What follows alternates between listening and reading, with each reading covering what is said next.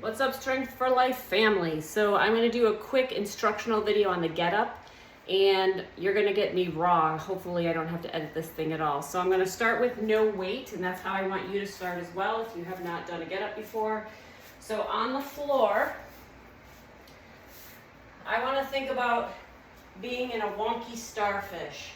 So my pressing hand is the same foot that is pressing into the floor.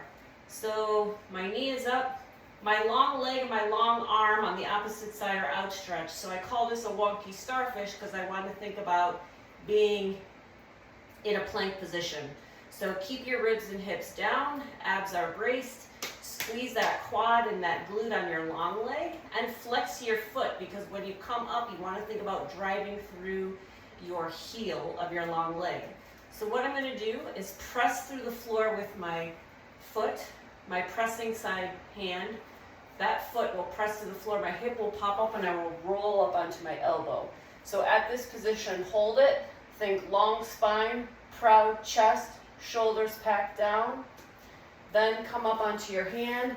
Again, try to open up your chest here, so roll your shoulder back. That hand, that arm on that hand that's pressing down into the floor is straight. Think about reaching up to the ceiling. Again, long spine, proud chest.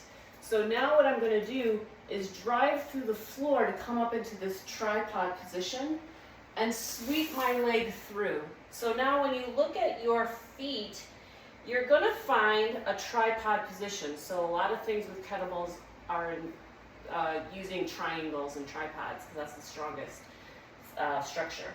So my hand, knee, and foot are in one long line, and my foot and my knee here are also in a straight line. So I'm creating this tripod, or I like to think of it as a clock face as well. So my hand here is at 12 o'clock, my knee is the center of the clock, my back foot is at 6, and this foot right here is at 3 o'clock. So whatever helps you, either a tripod or a clock face, just use that image. So now I want to drive with my hip to come up into half kneeling position.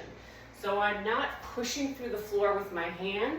It's really this hip kind of dipping down towards my heel to come up into half kneeling. Now what I like to do is square my foot and my knee off with my body so that I'm straight in this position. I'm going to drive through the floor with my feet to come up into standing, and now we're halfway through. So you're going to go back down the same way you came. I'm here in half kneeling, but now I'm going to turn my body back into that clock face position, or my tripod. So think about driving with your hip to your heel to put your hand on the floor. So now look down at your feet again, or at your feet, your knee, and your hand. See, make sure that you're in the position that you want. I want to think about an imaginary line from my foot to my hand here. I'm going to sweep my leg through and try to land softly on that imaginary line with my butt. Okay, so sweep through, drive through the floor, reach up to the ceiling, come down onto your butt. So now I'm back into that start position. I'm going to pull myself down onto my elbow, hold this, think long spine, proud chest. Again, I'm squeezing the quad of my long leg. I'm sending my energy out my heel. Then exhale, exhale, exhale as you pull yourself all the way down onto the floor. And now you have done one full get up. So you're going to do that again on the other side. Before you add any weight, make sure that you've practiced that plenty of times so that you feel comfortable.